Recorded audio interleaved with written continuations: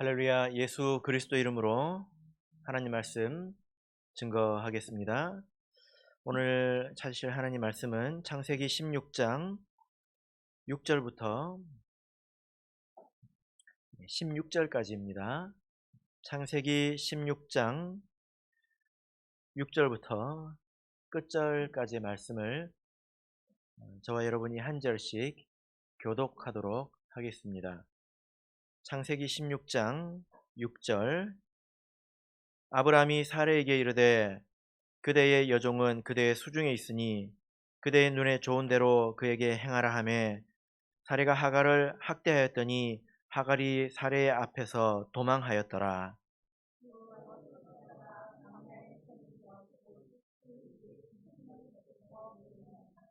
가로되 사레의 여종 하갈아, 내가 어디서 왔으며 어디로 가느냐? 그가 가로되 나는 나의 여주인 사레를 피하여 도망하나이다.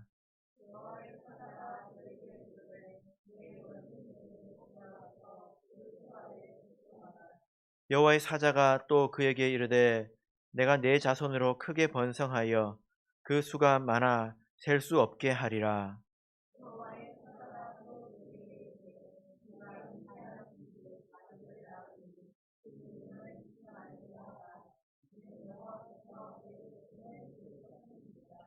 그가 사람 중에 들나귀 같이 되리니 그 손이 모든 사람을 치겠고 모든 사람의 손이 그를 칠지며 그가 모든 형제의 동방에서 살리라 하니라.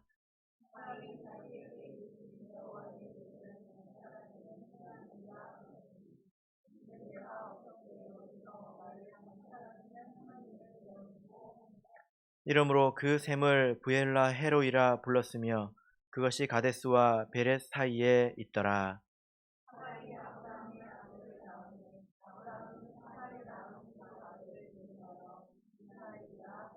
같이 읽겠습니다. 하갈이 아브라함에게 이스마엘을 낳을 때에 아브라함이 86세이었더라. 아멘. 네, 오늘 이 시간은 감찰하시는 하나님이라는 제목으로 하나님 말씀을 증거하겠습니다. 우리가 믿는 하나님은 자판기 같은 그런 하나님은 아닙니다. 자판기는 어떻습니까? 무언가를 응답하고 또 내어줄 때 그 사람이 어떤 사람인지 묻던가요? 안 묻던가요? 그리고 지금 네가 주는 돈이 착하게 해서 번 돈이냐 나쁘게 번 돈이냐 자판기가 묻던가요? 안 묻던가요? 예, 안 묻죠. 자판기는 묻지도 않고 따지지도 않고 그저 돈만 주면 만족하고 응답해 줍니다. 근데 우리가 믿는 하나님은 그런 하나님입니까? 자판기 같은 하나님입니까? 아니죠.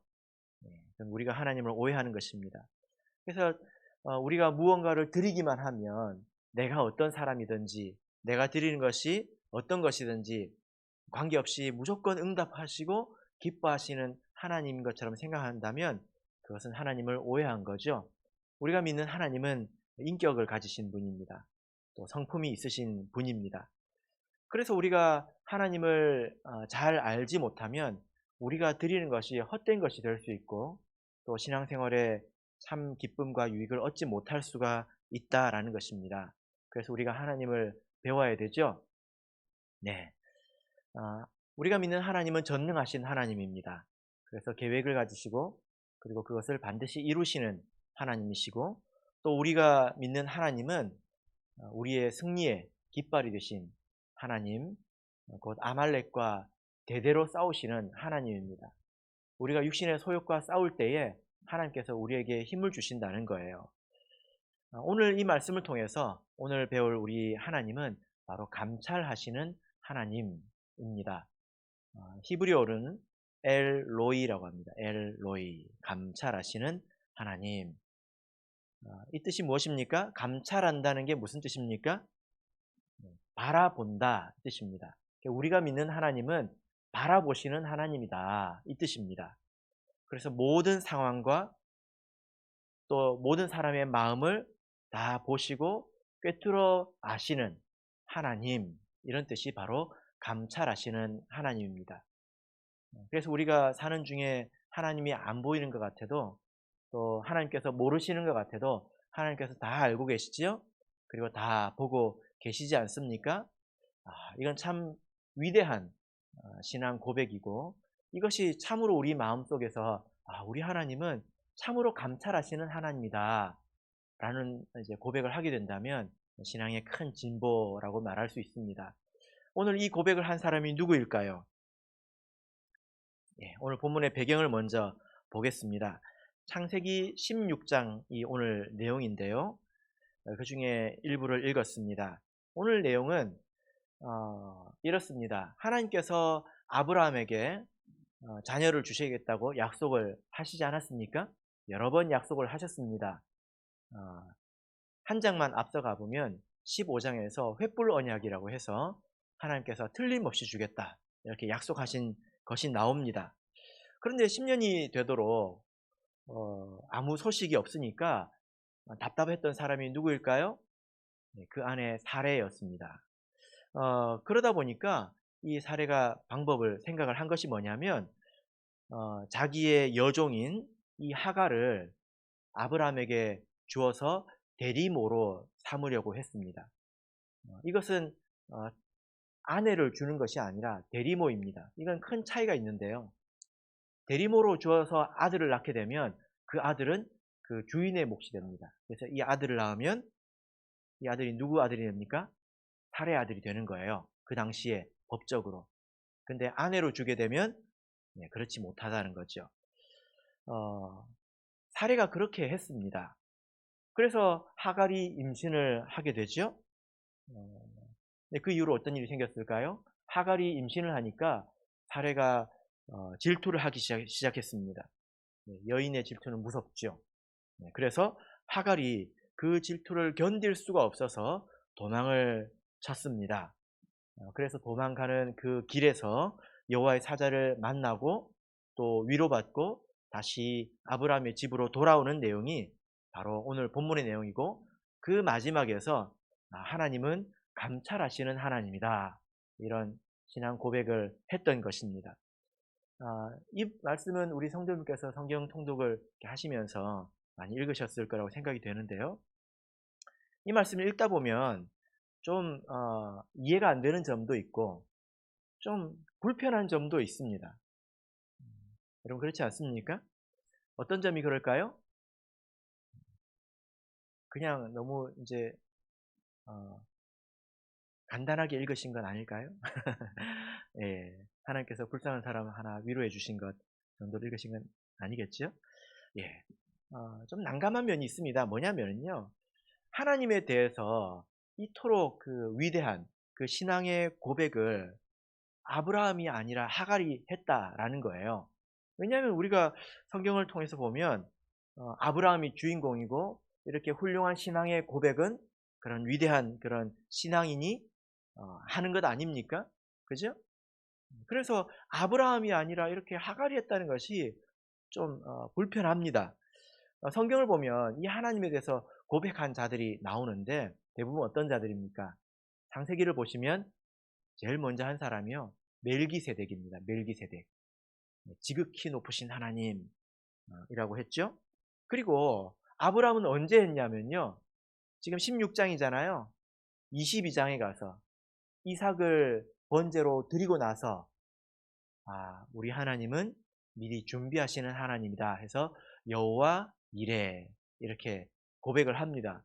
그런데 그보다 한참 앞서가지고 이 하갈이 감찰하시는 하나님에 대해서 고백하고 있지 않습니까? 우리는 아브라함의 자손이잖아요. 그러니까 좀 자존심이 좀 상하지 않습니까? 아무도 안 그러시네요. 네. 또 한 가지는요, 그렇게 이 하갈을 돌보셔서 또 낳은 자녀가, 하나님께서 축복하셔서 낳은 자녀가 이스마엘이라는 것입니다. 왜냐하면 이 이스마엘과 하나님의 백성과는 지속적으로 불편한 관계 속에서 있기 때문입니다. 21장 9절을 보실까요? 21장 9절을 보시면 이 이스마엘과 이삭과의 사이에 있었던 일에 대해서 이야기를 하고 있는데요. 같이 읽겠습니다. 9절 시작. 사라가 본즉 아브라함의 아들 애굽 여인 하갈의 소생이 이삭을 희롱하는지라. 예. 여기서 보면 하갈의 소생이 이스마엘이라고 하지 않고 하갈의 소생이 뭐라고 하고 있습니까? 이삭을 희롱했다. 하나님의 약속의 아들을 희롱하고 있다. 여러분, 이것은 그냥 꼬마들이 할 수 있는 그런 일들을 말한 것이 아니라 하나님의 백성과 그 하갈의 자녀들 사이에 생기는 그런 지속적인 갈등에 대해서 이야기를 한 것입니다. 25장을 보시면요. 25장 18절을 보시면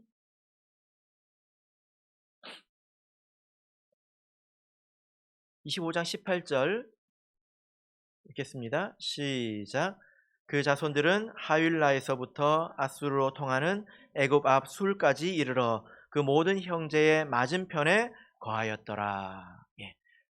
12절부터는 이스마엘의 족보입니다. 그런데 이스마엘의 그 자녀들, 그 사람들이 어디에 거하고 있느냐? 모든 형제의 맞은편에 거하였더라. 이것은 서로 대치해 있다라는 것입니다. 그러니까 여러분 한번 생각해 보세요. 이렇게 하갈을 통해서 생긴 이 소생을 하나님께서 이렇게 하셔서 어떻게 되었습니까? 계속 적대적인 그런 관계 속에서 있지 않습니까? 그죠? 그리고 본문으로 돌아가서 보시면요. 7절을 보겠습니다. 7절 읽겠습니다. 시작.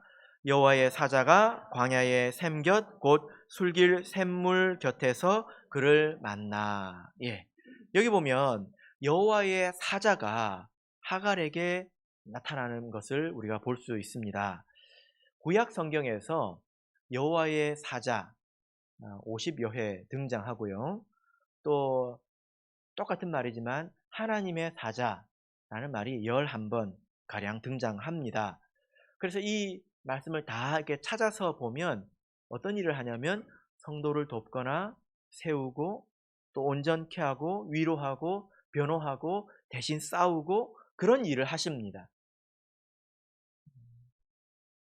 그 중에 우리가 두 가지만 찾아보겠습니다. 사사기 6장을 보겠습니다. 여호와의 사자가 아무렇게나 불쌍하다고 해서 불쑥불쑥 나타나겠습니까? 그렇지 않아요. 사사기 6장 12절을 보겠습니다. 사사기 6장 12절 읽겠습니다. 시작. 여호와의 사자가 기드온에게 나타나 이르되 큰 용사여 여호와께서 너와 함께 계시도다. 지금 이것은 이스라엘 백성이 큰 위기 가운데 있을 때에 하나님께서 사사 기드온을 불러 세우실 때 장면입니다. 그때 하나님께서 기드온이라는 사람을 세우셨죠. 이때 여호와의 사자가 등장했다는 거예요. 민족을 구원하는 그런 큰 일 가운데 등장하지 않았습니까? 그 다음에 이사야서 37장을 보겠습니다. 이 또한 대단한 일인데요. 이사야서 37장 36절을 보겠습니다.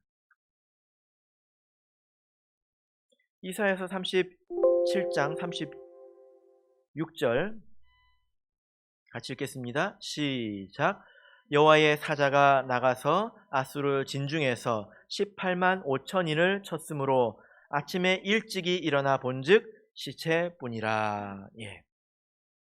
이것은 이스라엘 백성이 아수르에게 공격을 받아서 전멸할 그런 위기 가운데서 여호와의 사자가 나타나서 아수르를 이렇게 진멸하신 그런 내용이죠. 그렇게 구원해 주셨습니다. 그런 때 여호와의 사자가 등장합니다. 그래서 이 여호와의 사자가 나타나는 이런 장면들을 다 우리가 이렇게 살펴보면요, 이 여호와의 사자가 누군지 알 수 있어요. 여호와의 사자는 누구일까요? 사자라는 말은 보내신 자 이런 뜻인데요. 여호와의 사자는 하나님입니다. 어떤 하나님께서 하나의 천사를 보내셔서 하신 것이 아니라 하나님 자체라는 것을 우리가 알 수 있습니다. 그래서 오늘 본문에서도 보면요. 창세기 16장 13절에서도 이 하갈이 나중에 누구를 만났다라고 고백하고 있습니까? 13절을 보시면 하갈이 자기에게 이르신 여호와의 이름을 감찰하시는 하나님이라 하였으니 이는 내가 어떻게 여기서 나를 감찰하시는 하나님을 배웠는고 함이라. 누구를 만났다고 이야기하고 있습니까? 하나님을 만났다고 이야기를 하고 있어요. 그런데 여러분, 성경을 보면 하나님께서 이렇게 때로는 사람의 모양으로 나타나신 것을 우리가 알 수 있습니다. 그런 것이 몇 차례 있다는 것을 알 수 있죠. 처음에는 몰라요. 근데 이후에는 알게 됩니다. 그런 경우가 언제 있습니까? 아브라함도 나중에 그런 일을 경험하게 되죠. 소돔과 고모라를 심판하는 그 일을 어떤 나그네 3명을 접대했는데 나중에 알고 보니 그 중에 한 분이 하나님이었습니다. 그리고 야곱이 하나님을 만났습니다. 어디서 만났을까요? 야복강 앞에서 어떤 사람이 왔습니다. 그래서 그 사람이 자기를 공격하는 줄로 알았습니다. 그래서 어떻게 했습니까? 씨름했어요. 여러분 여기서 씨름은요, 이제 레슬링을 말합니다. 그래서 이 원문을 보면 먼지 속으로 사라지다 이런 뜻이에요. 두 사람이 막 흙먼지 나는 곳에서 뒤엉켜가지고 뭐 규칙도 없이 막 싸우면 그 먼지가 팍팍팍 나가지고 어떻게 됩니까? 만화 속에서 보는 것처럼 두 사람이 먼지 속으로 사라지잖아요. 그렇게 싸웠다는 거예요. 그게 기도한 게 아닙니다. 그런데 그 사람이 야곱이 절대 지지 않는 것을 보고 결국에 어떻게 합니까? 환도뼈를 치죠. 그죠? 그리고 나서 이 사람이 야곱이 하나님인 것을 알게 됩니다. 나중에 야곱이 뭐라고 합니까? 내가 하나님을 대면하여 보았다. 이렇게 고백을 하고 그곳 이름을 뭐라고 할까요? 브니엘이라고 합니다. 브니엘. 제가 부산에 브니엘 고등학교를 나왔거든요. 명문 고등학교는 아닙니다. 그래서 이름을 제가 기억하고 있죠. 그래서 야곱도 누구를 만났습니까? 하나님을 만났다는 거예요. 그런 일이 있습니다. 그래서 여호와의 사자가 나타났다라는 사실은 사실 아주 대단한 건데요. 그런데 이게 좀 불편합니다. 왜 그렇습니까? 성경을 통해서 여호와의 사자가 가장 먼저 나타난 말씀이 바로 여기거든요. 이 하갈에게 가장 먼저 나타났다는 것입니다. 아브라함도 아니고. 여러분 한번 생각해 보십시오. 왜 하나님께서는 이 하갈에게, 일개의 여종, 그 하갈에게 먼저 나타나신 것일까요? 불쌍해서 그랬을까요? 아브라함이 일부일처제를 안 지켜가지고 하나님 되게 화가 나고 이 사람이 불쌍해가지고 나타나신 걸까요? 그러면 여러분 한번 생각해 보십시오. 이 세상에 하갈만큼 불쌍한 사람들이 있습니까? 없습니까? 이 세상에 불쌍한 사람들이 얼마나 많은지 여러분 아십니까? 하나님께서 이렇게 다 나타나십니까? 여호와의 사자, 어떤 사람의 모양으로 사람에게 나타나셔서 이렇게 위로해 주십니까? 여러분 가운데 여호와의 사자를 만나신 적이 있다. 졸다가 일어나서 손들어야 되나? 그러면 안 되겠죠. 여러분 어떻습니까? 그래서 이렇게 좀 생각을 해보면 도대체 하나님께서 왜 여기서 이렇게 나타나셨는가? 이게 이렇게 생각해도 저렇게 생각해도 잘 이해가 안 돼요. 나쁜 일은 아니지만 이해가 잘 안 된다는 것입니다. 오늘 이 본문의 말씀을 우리가 이해하기 위해서 우리가 알아야 될 것이 있는데요. 창세기 16장의 이 사건과 아주 유사한 사건이 있다는 것입니다. 그래서 우리가 그것을 두 개를 비교를 해서 생각을 해보면 이 의미를 아주 선명하게 깨달을 수 있습니다. 하갈이 어떤 의미인지도 우리가 더 생각할 수 있는데요. 창세기 16장 이 사건을 읽었을 때 여러분 어떤 그 성경의 사건이 생각나셨습니까?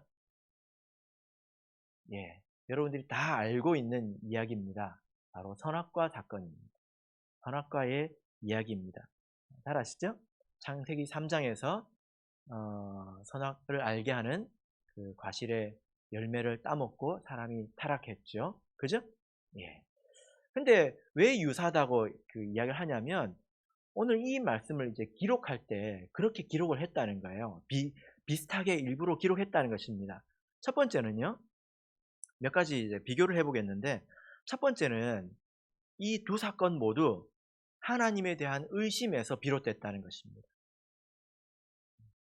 그래서 여기 16장 2절을 보시면 여호와께서 나의 생산을 허락지 아니하셨으니 이렇게 말씀을 하고 있죠. 근데 불과 한 장 앞 15장에서 하나님께서 횃불 언약으로 약속을 하지 않았습니까? 근데 바로 이어서 이렇게 의심하는 것을 볼 수 있습니다. 선악과 사건도 마찬가지죠. 그죠? 네, 하나님께서 먹으면 죽는다고 했습니다. 근데 바로 이어서 의심합니다. 하와가 어떤 의심을 했습니까? 이걸 먹으면 하나님처럼 될 텐데 하나님이 그럴까봐 못 먹겠다 하고 하나님에 대해서 의심합니다. 그게 출발이었죠. 그죠? 또 두 번째는요. 이 사건을 잘 읽어보면 여자가 주도권을 쥐고 있습니다. 오늘 이 말씀을 쭉 읽어보면요. 아브라함은 멍충이에요, 멍충이. 읽어보세요. 그래요, 안 그래요? 네. 여기 보면 그 2절을 보시면요. 여러분 이 일이 어떻게 이렇게 됐는지 한번 생각해 보십시오. 2절을 보시면 사례가 아브라함에게 이르되 여호와께서 나의 생산을 허락지 아니하셨으니 원컨대 나의 여종과 동침하라 내가 혹 그로 말미암아 자녀를 얻을까 하노라 하매 아브라함이 사례의 말을 들으니라. 원래 아브라함이 뭐라고 해야 됩니까? 근데 말을 들었다고 되어 있지요. 그죠? 이게 이해가 되십니까? 그런데 선악과 사건으로 가서 보면 하나님께서 이 아담이 어떻게 이 선악과를 먹게 됐는지 말씀하셨습니다. 뭐라고 하셨을까요? 하나님께서 아담을 저주하실 때 뭐라고 하셨냐면 네가 내 말을 듣지 않고 네 아내의 말을 들었으니 라고 기록하고 있습니다. 동일한 표현을 쓰고 있죠. 여기다 보면 사례의 말을 들었다. 거기서도 아내의 말을 들었다. 성경을 보면요. 이 말을 들었다라는 것이 순종을 의미하는 이 표현이 창세기에서 이 두 군데에서 등장합니다. 아주 유사하게 기록을 했죠. 여러분 아담은 도대체 무슨 생각으로 그걸 받아먹었을까요? 이해가 되십니까? 오늘 본문을 읽어볼 때 아담은 도대체 무슨 생각으로 이런 일을 저질렀을까요? 바로 앞장에서 횃불 언약을 했는데 그죠? 그리고 또 한 가지 유사한 점이 있습니다. 그건 뭐냐면 사례가 아브라함에게 그리고 아브라함이 하갈에게 책임을 전가하고 있다는 것입니다. 5절을 보시면요. 이 말씀을 한번 이해해 보려고 하십시오. 사례가 아브라함에게 이르되 나의 받는 욕은 당신이 받아야 옳도다. 내가 나의 여종을 당신의 품에 두었거늘 그가 자기의 잉태함을 깨닫고 나를 멸시하니 당신과 나 사이에 여호와께서 판단하시기를 원하노라. 지금 사례가 뭐라고 말하고 있는 겁니까? 이 일을 시작한 사람이 누굽니까? 사례예요, 아브라함이에요? 네? 사례잖아요. 그런데 지금 그걸로 인해서 생긴 일에 대해서 누구한테 뭐라고 하고 있습니까? 당신과 나 사이에 여호와께서 판단하기를 원하노라. 이건 심판을 의미하는 거거든요. 되게 무서운 말입니다. 그래서 제가 아무리 5절을 이해해 보려고 해도 여자의 마음은 이해하기가 힘든 것 같아요. 그런데 6절 보시면 아브라함도 똑같이 나빠요. 아브라함이 뭐라고 합니까? 그렇게 막 사례가 이제 바가지를 긁으니까 뭐라고 합니까? 그대 여종은 그대의 수중에 있으니 그대의 눈에 좋은 대로 그에게 행하라. 자기가 막아서야 될 부분에 대해서, 자기가 책임을 져야 될 부분에 대해서 인정하지 않고 그거를 싹 모아서 하갈에게 전가하고 있지 않습니까? 그래서 모든 고통을 하갈이 다 받게 되는 거죠. 그렇죠? 이걸 보면 선악과 사건이 생각납니다. 하나님께서 아담에게 묻죠. 왜 이렇게 했냐? 하니까 아담이 뭐라고 했습니까? 하나님이 만들어주신 그 아내가 나한테 줘서 먹었습니다. 했잖아요. 하와는 뭐라고 했습니까? 하나님이 지으신, 다 책임을 전가하고 있습니다. 그래서 이 16장의 사건을 우리가 어떻게 볼 수 있냐면, 창세기는 모세가 적었죠. 그죠? 예. 근데 모세가 이 선악과의 이야기를 듣고 성령의 감동, 이 하갈의 이야기를 듣고 성령의 감동으로 이 사건을 이해하기를, 이거는 완전히 선악과 사건이네 하고 이해를 했다는 거예요. 이 말이 이해되십니까? 하나님께서 그렇게 일러주셨다는 것입니다. 아니, 이거는 선악과 사건이 아브라함의 인생에 똑같이 재현되고 있는 거네? 하고 이해를 한 거예요. 그래서 그런 선악과의 도식을 가지고 기록을 한 것입니다. 그죠? 그래서 여자가 시작하고 남자는 책임을 전가하고 고통이 발생하고, 이런 것이 선악과의 도식이다라는 것입니다. 여러분, 지금도 마찬가지입니다. 여러분, 선악과의 이야기는 끝난 게 아니죠. 그죠? 끝난 게 아니에요.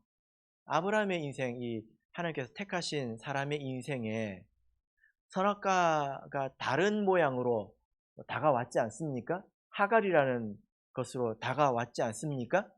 그죠? 오늘도 마찬가지입니다. 오늘도 하나님께서 우리에게 그 약속하신 것, 언약하신 것을 시험하는 것들이 찾아옵니다. 그것은 선악과가 아니라 다른 것으로 찾아오겠죠. 정말 하나님의 약속을 믿는지 아니 믿는지 그것을 시험하는 것이 우리에게 찾아온다는 거예요. 여러분, 그래서요, 이런 생각을 해봤습니다. 사실 우리 성도님들이 교회에서 하나님의 이 약속과 말씀에 대해서 아멘하고 집에 가는 길에 선악과 따먹고 또 돌아와서 교회 와서 아멘하고 또 집에 가면서 선악과 따먹고 그러지 않나요? 그래서 아까 이제 우리가 아브라함 보고 멍충이라고 그랬는데 오늘 본문 보면 완전히 그렇죠? 네. 우리가 하늘나라에 가서 한번 물어봅시다. 아담, 왜 먹었어요? 그래서 그 이스라엘의 어, 그 전승되어 내려오는 이야기들에 보면 몇 가지 가능성을 했어요. 그 하와가 폭력을 행사했다. 뭐 이런 것도 있고요. 뭐 네 가지 가능성이 있습니다. 그 또 하나는 그 하와만 그 멸망해가는 것이 너무 안타까워서 죽을 줄 알고 아담이 먹었다. 뭐 이런 몇 가지 내용들이 있는데요. 다 미스테리입니다. 우리가 가서 물어봅시다. 왜 먹었어요? 또, 그 옆에 이제 아브라함이 뻘쭘하게 있을 텐데, 또 물어봅시다. 아브라함, 왜 그랬어요? 왜 그랬어요? 물어보면, 아니, 15장에서 지금 횃불 언약 했는데, 동물도 쪼개고 했는데, 왜 그랬어요? 이렇게 물어보면, 아담과 하와가 뭐라고 대답할까요? 너도 잘 알잖아. 너도 아멘하고 먹대. 그러지 않을까요? 네, 생각 없이 아멘하고. 집에 가면서 내가 먹는 것이 이게 뭔지도 모르고 먹고 내가 먹었다는 사실도 모르고 와서 또 아멘하고 가서 또 먹고 그러면 안 되겠죠. 그러고도 우리가 살기도 합니다. 그런데 오늘 내용은 하갈에 대해서 조금 더 집중을 해보려고 합니다. 그래서 이 16장의 사건은 이렇게 이해를 해야 잘 이해가 원만하게 됩니다. 뭐 하나님께서 뭐 그랬나 보지 뭐 언젠가 불쌍한 사람한테 나타나셨나 보지 뭐 아유 불쌍한 사람한테 나타나셨네 아유 우리 하나님 착하네 하고 끝나면 성경을 바로 읽는 게 아닙니다. 오늘 6절을 다시 읽겠습니다. 6절 읽겠습니다. 시작. 아브라함이 사라에게 이르되 그대의 여종은 그대의 수중에 있으니 그대의 눈에 좋은 대로 그에게 행하라 하매 사라가 하갈을 학대하였더니 하갈이 사라의 앞에서 도망하였더라. 예. 자, 우리가 이렇게 선악과의 그 이야기로 도식으로 오늘 말씀을 보자면 하갈은 어떤 의미가 있습니까? 하갈은요. 아브라함의 입장에서 보자면 이거 하갈은 선악과입니다. 그리고 전체적으로 보자면 고통받는 하갈은 범죄 이후에 생겨난 저주와 고통입니다. 아담과 하와가 저주받았잖아요. 그래서 고통받지 않습니까? 그걸 말하는 것입니다. 또 아브라함의 고통이기도 하죠. 사실 오늘 이 말씀을 보면요. 아브라함의 어떤 불신, 또 사례의 불신으로 말미암아서 그 집에 있는 모든 사람이 다 고통을 얻고 있는 것을 알 수 있습니다. 하갈도 괴롭죠? 아브라함도 괴롭죠? 사례대로 다 괴롭지 않습니까? 그죠? 근데 오늘 이 말씀을 보면 6절에서 하갈을 학대하였더니 라고 기록하고 있죠. 학대라는 말을 그 히브리어로 아나라고 하는데 아나 이 단어를 우리가 이렇게 보면 이 학대의 의미가 뭔지 알 수 있습니다. 창세기에서 총 3번이 사용이 됐는데 다 의미가 있습니다. 창세기 15장 13절을 보겠습니다. 창세기 15장 13절 창세기 15장 13절 같이 읽겠습니다. 시작. 여호와께서 아브라함에게 이르시되 너는 정령이 알라 내 자손이 이방에서 객이 되어 그들을 섬기겠고 그들은 400년 동안 내 자손을 괴롭게 하리니. 예. 이 말씀 가운데서 학대라는 단어는 안 나오지만 여기 보면 아나는 나옵니다. 뭘까요? 괴롭게 하리니. 괴롭다 이겁니다. 그러니까 애굽은 죄악된 세상을 말하잖아요. 그 죄악된 세상에서 그 죄의 결과로 인해서 그 인생 가운데 나타나는 여러 가지 고통, 이것을 학대 그리고 괴로움이라고 했습니다. 이것이 하갈이에요. 여러분 그래서요 우리가 좀 영적인 눈을 떠야 합니다. 눈을 떠가지고 뭘 봐야 되냐면 내 인생에 고통이 있다면 이것이 혹시 하갈은 아닐까 하고 생각을 해봐야 돼요. 그냥 재수가 없어서 이런 일을 겪었다. 그건 내가 믿음 안에서 하나님 안에서 생각하는 게 전혀 아니죠. 그죠?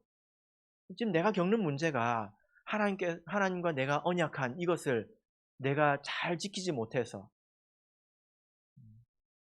그것을 너무나 가볍게 여겨서 지금 그 대가로 내가 고통을 겪고 있는 것은 아닌가 이렇게 생각해 볼 줄 알아야 된다는 것입니다. 모든 고통이 다 하갈은 아니에요. 다 죄에서 오는 것은 아닙니다. 그러나 대부분이라고 말해도 되지 않을까요? 모든 것은 아닙니다만 내 고통의 근원에 대해서 생각해 볼 줄 알아야 된다는 것입니다. 그래서 오늘 이 말씀이 사실 참 은혜가 되는 말씀인데요. 하나님께서 이 고통받는 하갈 앞에 여호와의 사자의 모습으로 나타나셨다라는 것입니다. 이걸 보면 우리 하나님은 부모와 같은 그런 심정으로 바라보시는구나.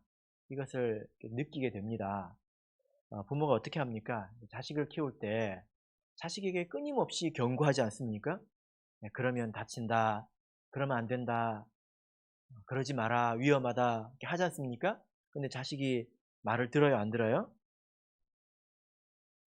잘 안 듣죠? 그러다가 다쳐요.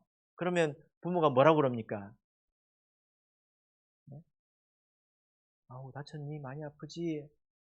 라고 교과서에는 적혀 있는데 그러는 부모는 없죠. 뭐라고 합니까? 내가 그럴 줄 알았다. 내가 몇 번이나 말했냐. 어? 내가 그렇게 말했는데 잘 됐다. 어? 니 알아서 해라. 예, 우리 학생들 집에서 많이 들었던 소리죠. 예, 되게 속상하지 않습니까? 부모가? 그래 놓고 어떻게 합니까? 예? 연고 들고 오잖아요. 부모가. 그렇게 말해 놓고 연고 들고 오잖아요. 그죠? 오늘 모습이 꼭 그와 같습니다. 하나님께서 지금 되게 속상하거든요.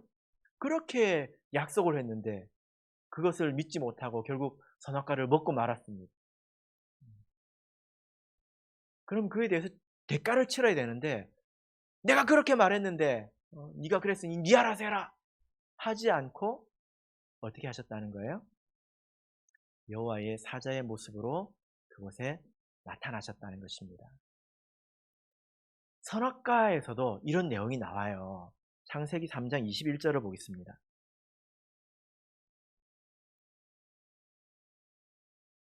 창세기 3장 21절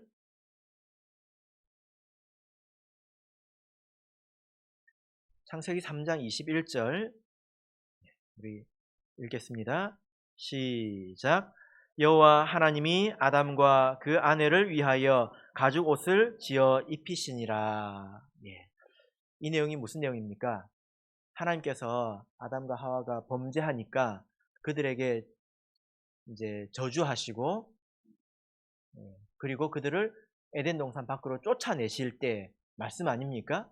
근데 이 말씀에 대해서 여러분 너무 많이 깊이 생각하지 마세요. 이게 무슨 뜻입니까? 이건 장차 예수님의 뭐 죽음과 뭐 이제 그런 거는 너무 많이 생각을 한 거죠. 물론 틀린 말은 아닙니다. 그런데 1차적으로 이 내용이 무슨 내용일까요? 이제 아담과 하와가 에덴 동산을 나가야 돼요. 근데 에덴 동산 밖에는 이렇게 맨살로 살 수 있는 데가 아니에요. 거칠단 말입니다.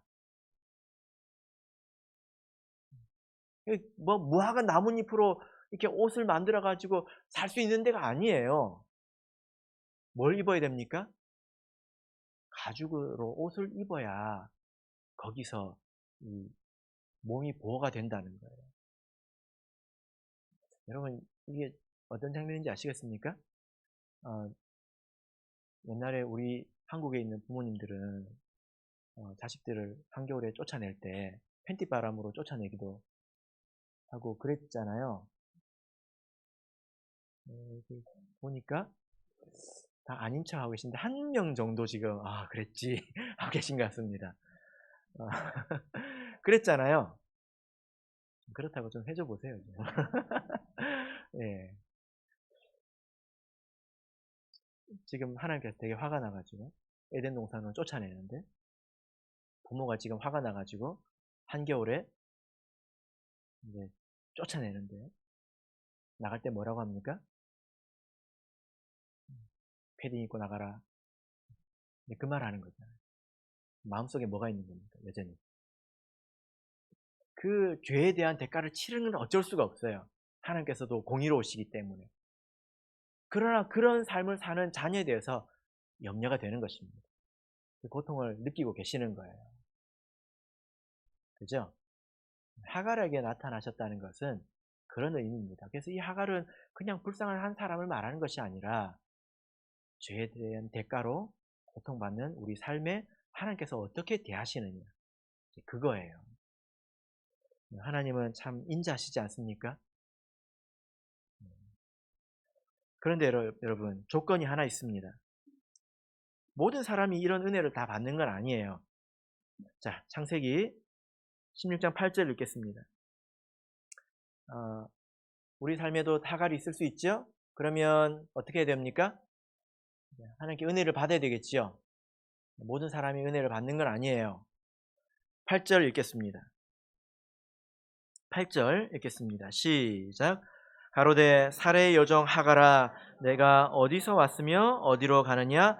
그가 가로되 나는 나의 여주인 사레를 피하여 도망하나이다. 예. 자, 여러분, 지금 이 내용을 보면요, 여호와의 사자가 어떤 그 은혜를 베풀고 약속을 이렇게 주기 전에 먼저 질문을 합니다. 뭐라고 질문을 합니까?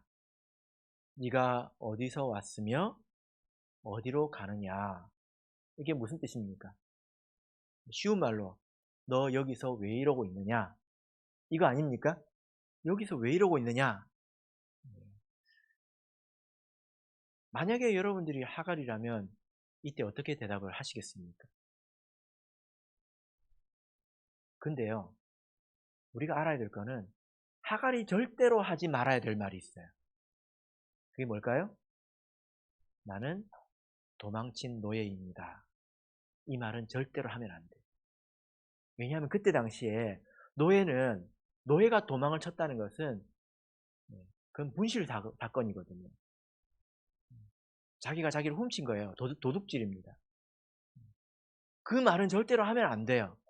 그런데 지금 여기서 하갈은 뭐라고 말하고 있습니까? 나는 내 여주인의 사라를 피해서 도망하고 있습니다. 여러분, 여기서 하갈이 지금 핑계를 대고 있습니까? 안 대고 있습니까? 이 사라가 나를 원체 핍박해가지고 죽을 뻔했다니까요. 합니까? 안 합니까? 안 하잖아요. 그죠? 예. 사실 이 여호와의 사자가 먼저 묻습니다. 뭐라고 묻습니까? 사레의 여종 하갈아, 이렇게 묻습니다. 성경을 보면 아마도 이 여호와의 사자는 사람의 모습으로 나타났을 것입니다.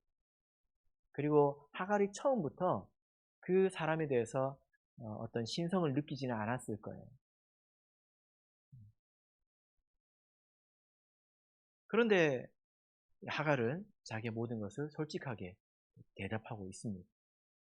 가장 자기에게 불리한 방식으로, 그러나 가장 정직하게 대답하고 있다는 거예요. 여러분, 우리가 하나님에게 은혜를 받으려면요, 정직해지고 솔직해져야 합니다. 하나님 안에서. 하나님께서 지금 이미 다 알고 계시지 않습니까? 사레의 여종 하갈아, 네가 왜 여기 있느냐? 그 집이 안 있고. 이건 다 알고 있습니다. 이처럼 하나님께서도 우리가 겪는 어떤 인생의 고통에 대해서 이미 말씀으로 다 일러주시잖아요. 다 알려주십니다. 그럼에도 불구하고 우리는 때로 정직하지 못할 때가 있습니다. 이것 때문에, 저것 때문에. 그래서 정직하게 인정하지 않는 경우가 있습니다. 그러면 그것은 아브라함이 되고 사례가 되는 거죠. 그죠? 여러분, 우리가 믿음 안에서 이렇게 좀 인정할 수 있어야 합니다. 하나님, 제가 욕심을 너무 많이 부렸습니다. 하나님, 내가 불순종했습니다. 하나님, 내가 범죄했습니다. 이렇게 인정할 수 있어야 된다는 거예요. 그래서 오늘 이 말씀을 보면요, 이것이 합당합니다. 아브라함과 사례는 핑계댔거든요. 책임을 전가해버렸거든요. 하나님께서 그들에게 나타나시지 않은 거예요. 그러나 하나님께서 그 고통을 받고 또 하나님 앞에서 모든 것을 인정하고 있는 하갈에게 나타나셨다. 은혜는 그런 자들의 것이다 라는 것입니다. 우리가 인생을 살다 보면요, 고통받을 만한 그런 이유들이 많이 있습니다. 사람 잘못 만나서, 또 때를 잘못 만나서, 뭐 때문에 이렇게 핑계를 돌릴 만한 것이 많이 있죠. 항상 있습니다. 여러분들은 어떻게 하시겠습니까? 자, 이제 여호와의 사자가 하갈에게 은혜를 베풀어 줍니다. 여러분 막 기대가 되지 않습니까? 여호와의 사자가 이렇게 나타나면 도대체 어떤 은혜를 베풀어 줄까요? 보겠습니다. 9절부터 12절까지를 보겠습니다. 9절부터 12절 읽겠습니다. 시작. 여호와의 사자가 그에게 이르되 내 여주인에게로 돌아가서 그 수하에 복종하라. 여호와의 사자가 또 그에게 이르되 내가 내 자손으로 크게 번성하여 그 수가 많아 셀 수 없게 하리라. 여호와의 사자가 또 그에게 이르되 내가 잉태하였은즉 아들을 낳으리니 그 이름을 이스마엘이라 하라. 이는 여호와께서 내 고통을 들으셨음이니라. 그가 사람 중에 들나귀 같이 되리니 그 손이 모든 사람을 치겠고 모든 사람의 손이 그를 칠지며 그가 모든 형제의 동방에서 살리라 하니라. 예. 자, 여러분, 하나님께서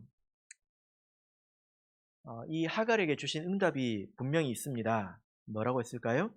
9절에 있죠. 여호와의 사자가 그에게 이르되 내 여주인에게로 돌아가서 그 수하에 복종하라. 여러분, 지금 하갈이 왜 나왔습니까? 이 학대 때문에 죽을 것 같아가지고 나왔잖아요. 너무 괴로워가지고. 그잖아요. 그러면 하나님께서 어떻게 해주셔야 됩니까?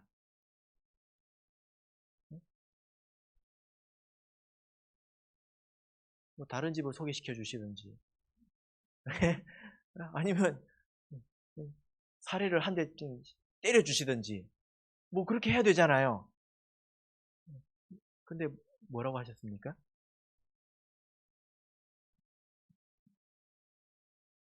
그 수하에 복종하라. 아까 제가 이 학대라는 말을 아나라고 한다고 했잖아요. 그죠? 아나. 성경에 창세기 몇 번 나온다고 했습니까? 3번 나와요. 3번 나옵니다. 근데 그게 16장 9절에 나와요. 뭐라고 번역됐을까요? 여기서 복종이라고 번역됐습니다. 복종. 이게 아나입니다. 그러니까 하나님께서 주시는 답이 황당해요. 뭡니까? 내 여주인에게로 돌아가서 그 수하에서 학대받아라. 이게 하나님의 답이에요. 여호와의 사자의 답이라고요. 죽을 것 같아서 기도했는데 그러면 우리가 하나님을 왜 믿어야 될까요? 사실 이런 일이 많이 있습니다. 우리 이제 성도님들이 하갈처럼 이렇게 고통을 받을 때, 그리고 하나님에 대해서 온전한 마음을 가지고 모든 것을 이해하고 바른 신앙을 가지고 하나님께 기도했을 때 그 상황이 잘 나아지지 않는 경우가 있어요. 나아지기도 하지만 또 그럴 때도 있습니다. 그러면 여러분 우리가 어떻게 이해를 해야 될까요? 오늘 이 말씀이 답이 되지 않을까요? 그래서 어쨌든 그 학대를 막 벗어나려고 아등바등 벗어나려고 그 안에 있을 때는 은혜가 없는 것처럼 그럴까요? 여러분 좀 다릅니다. 뭐가 다르냐면요. 이때 이후로 학대와 이때 이전의 학대는 다릅니다. 이전에 하갈이 받던 학대는 어떤 것입니까? 순수하게 죄의 어떤 결과물이었습니다. 죄에 대한 대가를 치르는 것에 불과했죠. 그런데 지금부터는 어떻게 됩니까? 10절을 보세요. 여호와의 사자가 또 그에게 이르되, 그리고 뭐라고 말합니까? 내 자손으로 크게 번성하여 그 수가 많아 셀 수 없게 하리라. 이게 무슨 말입니까? 그 학대로 인해서 네가 결코 죽지 않는다. 네 자식도 죽지 않는다. 그리고 이걸 통해서 네가 할 수 없는 일을 하게 될 것이다. 그래서 어떤 민족의 어머니가 될 것이다. 이렇게 말하지 않았습니까? 그죠? 그래서 이때 이후로 학대는, 고생은 약속이 있는 고생이라는 거예요. 축복이 있는 고생이라는 것입니다. 그래서 여러분 우리가 이렇게 이해할 수 있어야 합니다. 비록 내가 과거에 잘 알지 못하고 내가 하나님 말씀 너무 대충 받아들여서 내가 죄를 지어서 내 인생에 어떤 커다란 가시가 박혔다 칩시다. 그러나 이제 내가 이 모든 것을 알고 하나님 앞에 회개하고 자복하고 은혜를 구하지 않습니까? 여전히 그 가시가 있다면 그것을 통해서 하나님은 저와 여러분에게 축복을 주실 겁니다.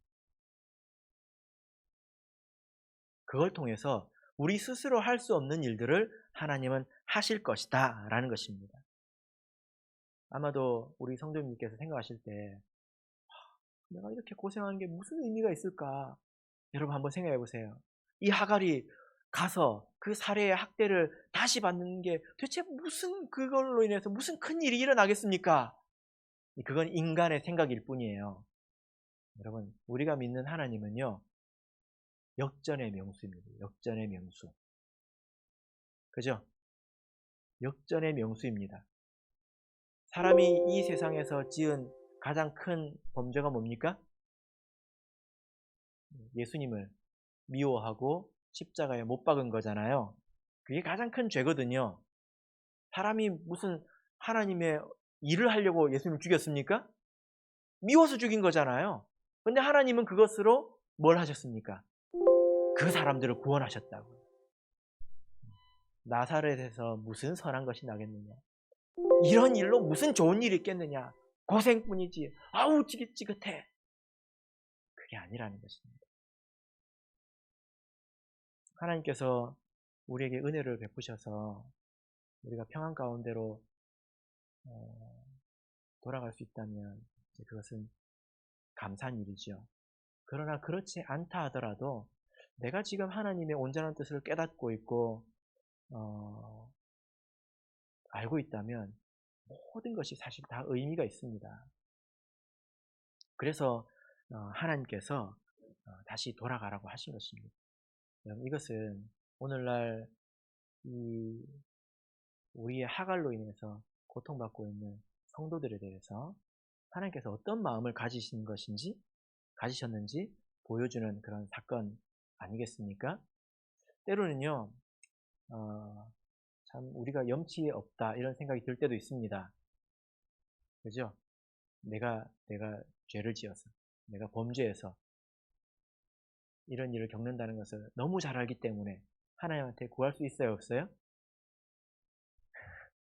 낯짝도 두껍죠. 그죠? 근데 여러분, 하나님은 그래도 아브라함이 이렇게 잘못했다니까요. 그래도 나타나시지 않습니까? 하갈에게. 오늘 우리가 하나님 앞에 자복하면 하나님께서 그것을 합력하여서 선을 이루어 주실 것입니다. 여러분, 그래서요, 하갈이 그 하나님의 약속을 믿고 마음의 위로를 받았다.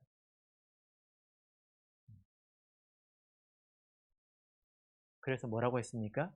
하나님은 어떻게 이렇게 내 마음을 잘 아실까? 어떻게 이 모든 일을 잘 아실까? 그래서 하나님은 감찰하시는 하나님이다 라고 고백을 했던 것입니다. 사랑하는 성도 여러분,